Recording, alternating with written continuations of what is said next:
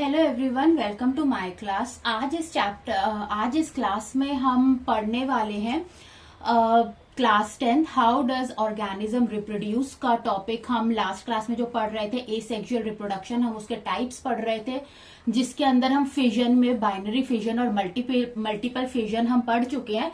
इस क्लास में हम पढ़ेंगे बडिंग एंड स्पोर फॉर्मेशन। तो सबसे पहले तो जिन लोगों ने हमारे चैनल को सब्सक्राइब नहीं किया है, आप हमारे चैनल को सब्सक्राइब करें और वीडियो अच्छी लगे तो आप इसे जरूर लाइक करें और शेयर करें। तो चलिए स्टार्ट करते हैं लेक्चर। तो एसेक्सुअल रिप्रोडक्शन का जो सेकंड टाइप है जो हम आज पढ़ने वाले हैं वो है बडिंग। तो सबसे पहले हम देखते हैं कि बडिंग होती क्या है। बडिंग जो होती है, it's a type of asexual reproduction. अब बडिंग क्या होती है? Budding is a process of forming a bulb like protrusion on parent body called bud, which then detach and become a new organism. Budding जो है एक process है जिसके अंदर जो पेरेंट बॉडी होती है उसके ऊपर एक आउटग्रोथ होती है। उस आउटग्रोथ को हम क्या कहते हैं? बड कहते हैं। और ये बड कैसा होता है? एक बल्ब लाइक स्ट्रक्चर होता है। ये जो आउटग्रोथ है, बड है या ये जो बल्ब लाइक स्ट्रक्चर है, उसके बाद ये क्या बनता है? धीरे धीरे मैच्योर होता है, ग्रेजुअली ये मैच्योर होता है। और मैच्योर होने के बाद ये अपनी पेरेंट बॉडी से क्या हो जाता है? डिटैच हो जाता है, अलग हो जाता है और एक न्यू ऑर्गेनिज्म की तरह सेपरेटली लिव करता है। तो इस प्रोसेस को हम क्या कहते हैं? बडिंग कहते हैं। तो बडिंग जो होती है हमें कहाँ देखने को मिलती है? इसका एग्जाम्पल है, हम बडिंग जो पढ़ेंगे हाइड्रा में सबसे पहले पढ़ रहे हैं और इसके बाद हम यीस्ट में देखेंगे। तो जो हाइड्रा में जो बडिंग होती है उसको हम एक्सोजीनियस बडिंग भी कहते हैं। एक्सोजीनियस बडिंग क्यों कहते हैं वो पहले हम इस प्रोसेस को समझ लेते हैं। नाउ हाइड्रा क्या है? एक सिंपल मल्टी सेल्यूलर ऑर्गेनिज्म है। अब आप जैसे कि नीचे एक डायग्राम देख सकते हैं, ठीक है। तो जैसे कि आप इस डायग्राम में देख सकते हैं, मैं यहां से स्टार्ट कर रही हूँ। ये क्या है? हाइड्रा है। ये एक मल्टी सेल्यूलर ऑर्गेनिज्म है, सिंपल मल्टी सेल्यूलर ऑर्गेनिज्म। इसके पास क्या होते हैं? ये जो है ये टेंटेकल्स होते हैं और यहां पर जो होता है ये क्या है? टेंटेकल्स हैं। और यहां पर क्या होता है? माउथ पार्ट होता है, ठीक है। तो ये क्या है? पूरी एक पेरेंट बॉडी है। अब हाइड्रा में बडिंग कैसी होती है? तो पेरेंट बॉडी जो होती है इसके ऊपर क्या होता है? एक आउटग्रोथ होती है जिसको हम क्या कहते हैं? बल्ब लाइक स्ट्रक्चर की फॉर्मेशन स्टार्ट होती है जिसको हम क्या कहते हैं? बड कहते हैं। तो यहाँ पर एक मैंने छोटी सी क्या बनाई है? एक आउटग्रोथ बनाई है जिसको हम क्या कहते हैं? यंग बड कहते हैं। अब ये जो बडिंग जो हो रही है, ये जो बड की फॉर्मेशन हो रही है, कैसे हो रही है? तो ये जो पेरेंट बॉडी है, इसके जो मदर सेल है वो क्या कर रहे हैं? माइटोटिकली डिवाइड कर रहे हैं, ठीक है। तो माइटोटिकली डिवाइड कर रहे हैं यानी न्यूक्लियस है वो डिवाइड कर रहा है। फिर उसके बाद साइटोप्लाज्म डिवाइड होता है, तो दो अलग डॉटर सेल्स बन रहे हैं। उन डॉटर सेल्स के पास सेपरेट न्यूक्लाई है। तो इस तरीके से ये डिवीजन चल रहा है। नेक्स्ट स्टेप में आप देख सकते हो कि ये जो यंग बर्ड होती है, अब ये क्या हो जाएगी? ग्रो कर जाएगी, मैच्योर हो जाएगी, ठीक है। धीरे धीरे ये क्या होगी? मैच्योर होगी। इसके अंदर माइटोटिक डिवीजन होते रहेंगे और ये जो बर्ड है ये क्या होगी? मैच्योर होगी। मैच्योर कैसी होगी? यानी जब इस बर्ड के पास भी इसके टेंटिकल्स आ जाएंगे और माउथ आ जाएंगे। अब आप इस थर्ड डायग्राम में देख सकते हैं कि ये जो हमारी बर्ड थी वो क्या हो गई है? मैच्योर बर्ड है। तो मैच्योर जब तक बर्ड पेरेंट बॉडी के साथ लगी रहती है, जब तक वो पूरी तरीके से मैच्योर नहीं हो जाती। अब आप देख सकते हैं इसका फोर्थ डायग्राम कि यहां पर जब हमारा जो बर्ड था फुली मैच्योर हो चुका है तो वो क्या हो जाएगा? पेरेंट बॉडी से क्या हो जाएगा? डिटैच हो जाएगा और एक सेपरेटली न्यू ऑर्गेनिज्म की तरह क्या करेगा? लिव करेगा। तो ये जो डिटैच हो चुका है हमारा मैच्योर बर्ड, इसको हम क्या कहेंगे? डॉटर हाइड्रा कहेंगे। तो यानी कि ये जो बर्ड होती है यहाँ पर ये सिंगल सेल नहीं है, ये माइटोटिकली ग्रुप ऑफ सेल से बनी हुई है, ठीक है। तो अब ये जो हाइड्रा है इसको हम एक्सोजीनियस बडिंग इसीलिए कहते हैं। हाइड्रा में जो बडिंग हो रही है वो एक्सोजीनियस बडिंग इसीलिए क्योंकि यहाँ पर ये जो आउटग्रोथ फॉर्म हो रही है, ये जो बल्ब लाइक स्ट्रक्चर फॉर्म हो रहा है, ये जो पेरेंट बॉडी है उसके एक्सटर्नल सरफेस पर हो रहा है ना, बाहर हो रहा है। इसीलिए हम इसको क्या कहते हैं? एक्सोजीनियस बडिंग भी कहते हैं। नेक्स्ट एग्जाम्पल जो हम बडिंग का जो हम देखेंगे जिसमें बडिंग होती है वो हम देखेंगे यीस्ट पर। तो नेक्स्ट एग्जाम्पल जो बडिंग में हमें स्टडी करना है वो हमने देखना है बडिंग इन यीस्ट। यीस्ट क्या है? यीस्ट जो होता है एक यूकैरियोट है।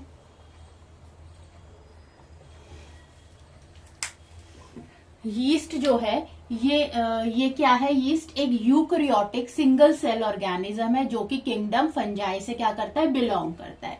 सो यीस्ट क्या है, एक यूकैरियोटिक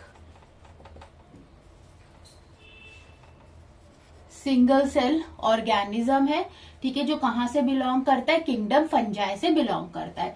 तो अब यीस्ट के अंदर बडिंग कैसे होती है वो देखते हैं। यहां पर ये मैंने यीस्ट लिया, यीस्ट का डायग्राम देखा है, ये क्या है, इसका न्यूक्लियस है और ये क्या है, पेरेंट सेल है।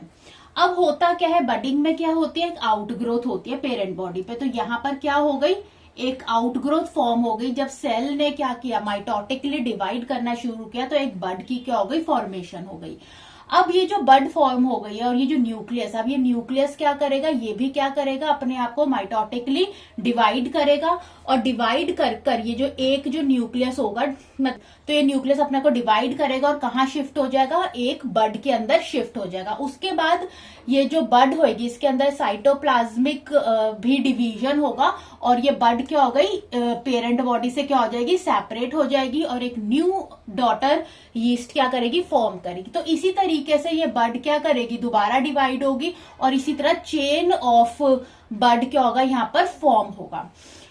तो बेसिकली ये सब किसकी वजह से होता है, सेल जो होता है माइटोटिकली डिवाइड करता है। सेकेंड स्टेज में मतलब हमेशा बडिंग में क्या होती है, जो पेरेंट सेल होता है उसके ऊपर बड ग्रो करती है माइटोटिकली, न्यूक्लियस डिवाइड कर क्या कहाँ शिफ्ट हो जाता है, बड में शिफ्ट हो जाता है और उसके बाद बड भी अपने आप को डिवाइड कर लेती है और पेरेंट सेल से क्या हो जाती है, सेपरेट आउट हो जाती है और कैसे होती है, एज अ डॉटर यीस्ट। और उसके बाद ये फर्दर आगे जाके डिवीजन शो करती रहेगी और क्या बना देगी, chain of daughter yeast form करेगी।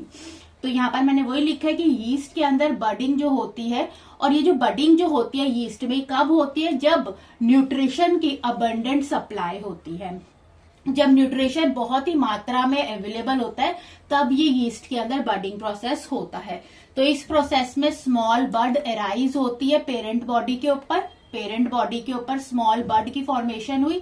बाद में जो न्यूक्लियस है इस पेरेंट का, इसने क्या किया, खुद को डिवाइड किया और सेपरेट कर लिया और कहाँ चला गया, बड के अंदर से शिफ्ट हो गया, ठीक है। एंड जो न्यूली क्रिएटेड बड जो बनी है यहाँ पर, ये जो न्यूली क्रिएटेड बड है ये भी डिवाइड हो जाएगी और पेरेंट बॉडी से क्या हो जाएगी, पेरेंट बॉडी से अलग हो जाएगी और एक न्यू सेल में क्या करेगी, ये ग्रो हो जाएगी। और इसी तरीके से ये चेन जो होगी पूरी आगे बढ़ती रहेगी। तो इस तरीके से हमने बडिंग पढ़ी हाइड्रा के अंदर और बडिंग देखी हमने यीस्ट के अंदर। तो बेसिकली बडिंग एक आउटग्रोथ होती है जो पेरेंट बॉडी पर फॉर्म होती है, उसके बाद वो वहां पर मैच्योर होती है और खुद को वहां से डिटैच करके एक न्यू सेल, एक न्यू ऑर्गेनिज्म की तरह सेपरेट हो जाती है और लिव करती है, ठीक है। तो नेक्स्ट अब इसके अंदर हम देखेंगे, बडिंग के बाद हम देखेंगे spore formation. Okay, asexual reproduction में जो हम इसका थर्ड टाइप देखेंगे वो हम देखेंगे स्पोर फॉर्मेशन। तो स्पोर फॉर्मेशन को हम स्टडी करेंगे एग्जाम्पल राइजोपस से। राइजोपस को हम ब्रेड मोल्ड भी कहते हैं और ये क्या है, एक फंजाई है। तो जो राइजोपस जो होता है ये एक फंगस है जो कैसे रिप्रोड्यूस होती है, स्पोर फॉर्मेशन मेथड से रिप्रोड्यूस होती है। अब कैसे ये रिप्रोड्यूस करती है ये मैं सबसे पहले आपको डायग्राम के थ्रू समझाऊंगी। ये देखिए, ये है ये आप एक डायग्राम देख रहे हैं राइजोपस का, ठीक है, जिसके अंदर ये थ्रेड लाइक स्ट्रक्चर है, एक थिन फिलामेंट है जिसको हम क्या कहते हैं, हाइफे कहते हैं। हाइफे के ऊपर एक नॉब लाइक स्ट्रक्चर होता है जिसको हम क्या कहते हैं, स्पोरेंजियम कहते हैं। इस स्पोरेंजियम को हम स्पोर केस भी कहते हैं, इसको हम स्पोर केस भी कहते हैं। अब होता क्या है कि ये जो स्पोरेंजियम होता है इसका जो न्यूक्लियस होता है वो माइटोटिकली क्या करता है, डिवाइड करता है और उस डिवीजन के बाद उस न्यूक्लियस के आसपास क्या रहता है, साइटोप्लाज्म रहता है और इस तरीके से वो क्या फॉर्म करता है, स्पोर फॉर्म करता है। तो इस स्पोरेंजियम जिसको हम स्पोर केस कहते हैं, इसके अंदर बहुत सारे स्पोर्स क्या होते हैं, फॉर्म होते हैं और जब ये मेच्योर हो जाता है तो ये जो स्पोर केस होता है ये क्या हो जाता है, बर्स्ट हो जाता है और ये जो स्पोर्स हैं ये इन्वायरमेंट में क्या हो जाते हैं, स्प्रेड हो जाते हैं। तो ये जो स्पोर होते हैं ये क्या होती है, एक रिप्रोडक्टिव यूनिट होती है, रिप्रोडक्टिव यूनिट होती है, यानी ये एक सीड की तरह है। इस जैसे सीड में से प्लांट बनता है, उसी तरह स्पोर्स भी क्या है, एक रिप्रोडक्टिव यूनिट है। इसी से क्या होता है, फर्दर आगे जाकर एक न्यू हाइफा बनता है और न्यू एक मतलब ये जो रिप्रोडक्टिव यूनिट है ये जर्मिनेट करती है और एक न्यू हाइफे की क्या करती है, फॉर्मेशन करती है। अब ये जो स्पोर्स होते हैं, जब ये स्पोरेंजियम जो हो जाता है, मैच्योर हो जाता है, तो बर्स्ट कर जाता है ये स्पोर केस और बहुत सारे स्पोर्स इन्वायरमेंट में स्प्रेड हो जाते हैं। ये जो स्पोर्स होते हैं ये बहुत ज्यादा माइन्यूट होते हैं कि हम और बहुत ज्यादा लाइट वेट होते हैं कि ये इन्वायरमेंट में फ्लोट करते रहते हैं, लेकिन हम इनको नेकेड आई से नहीं देख सकते। क्यों? क्योंकि ये बहुत ज्यादा क्या होते हैं, माइन्यूट होते हैं। अब होता क्या है कि जनरली अनफेवरेबल कंडीशन जब होती है, यानी जब हार्श कंडीशंस होती है इन स्पोर्स के लिए, यानी जब लैक ऑफ फूड होता है या लैक ऑफ वाटर होता है, तो ये जो स्पोर्स होते हैं इनके आसपास एक प्रोटेक्टिव कवरिंग रहती है जिसको हम क्या कहते हैं, टफ कोट रहते हैं, टफ कोट कहते हैं। यानी अगर जो स्पोर्स है इनके आसपास क्या रहती है, एक प्रोटेक्टिव कवरिंग रहती है जिसको हम क्या कहते हैं, टफ कोट कहते हैं, जो इनको इस हार्श एनवायरनमेंट से बचाए रखती है। लेकिन जैसे ही इनको फेवरेबल कंडीशन मिलती है, इनको वाटर मिलता है जो, या इनको डैम्प कंडीशंस मिलती है, तो उस कंडीशन में ये क्या करते हैं, ये उस साइट पर लैंड करते हैं और वहां पर जर्मिनेट करते हैं और एक न्यू हाइफे की क्या करते हैं, फॉर्मेशन करते हैं। तो ये जो ब्रेड मोल्ड होता है, जो राइजोपस आप जिसको हम कहते हैं, जिसको हम ब्रेड मोल्ड इसलिए कहते हैं कि अब क्योंकि जो राइजोपस है इसके स्पोर्स इन्वायरमेंट में क्या है, स्प्रेड है, फैले हुए हैं, लेकिन अनफेवरेबल कंडीशन में उनके आसपास क्या है, एक टफ कोटिंग है। अब अगर आप सपोज एयर में ब्रेड रख दे डैम्प करके, तो होगा क्या, इन स्पोर्स के लिए बहुत ही फेवरेबल कंडीशन मिल जाएगी, ये उस साइट पर लैंड करेंगे और आप देखेंगे कि कुछ टाइम बाद उस ब्रेड के ऊपर एक व्हाइट कलर की कोटिंग फॉर्म हो जाएगी, एक व्हाइट लेयर फॉर्म हो जाएगी और थोड़ी टाइम बाद वो जो व्हाइट लेयर है वो ब्लैक कलर में फॉर्म हो जाएगी। तो उस राइजोपस के स्पोर ने क्या करा, जो रिप्रोडक्टिव यूनिट थी उसने जर्मिनेट किया और क्या बनाया, उसने जर्मिनेट किया और क्या बनाया, हाइफा बनाया, और हाइफा ने उसके बाद क्या बनाया, स्पोरेंजियम की फॉर्मेशन की। अब दोबारा वहां पे क्या होंगे, स्पोर्स बनेंगे उसके अंदर और दोबारा वो स्पोर केस बर्स्ट होगा और फिर से वो स्पोर्स इन्वायरमेंट में क्या करेंगे, स्प्रेड आउट करेंगे। तो इसी तरीके से ये जो ब्रेड मोल्ड हो गई, ये जो फंजाई राइजोपस है, स्पोर फॉर्मेशन मेथड से क्या करती है, रिप्रोड्यूस करती है। नाउ राइजोपस ब्रेड मोल्ड के अलावा भी और एग्जांपल्स हैं जो स्पोर फॉर्मेशन के थ्रू रिप्रोड्यूस करते हैं, और वो हैं जैसे म्यूकर, ये भी फंजाई है।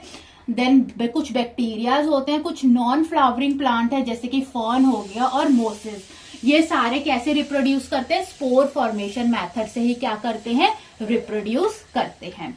तो यहां पर मैंने आज की क्लास में हमने स्पोर फॉर्मेशन पढ़ी और इससे पहले हमने बडिंग पढ़ी, बडिंग हमने यीस्ट में पढ़ी और बडिंग हमने हाइड्रा में पढ़ी। तो नेक्स्ट क्लास में हम एसेक्सुअल रिप्रोडक्शन को ही कंटिन्यू करेंगे और उसका नेक्स्ट टाइप देखेंगे।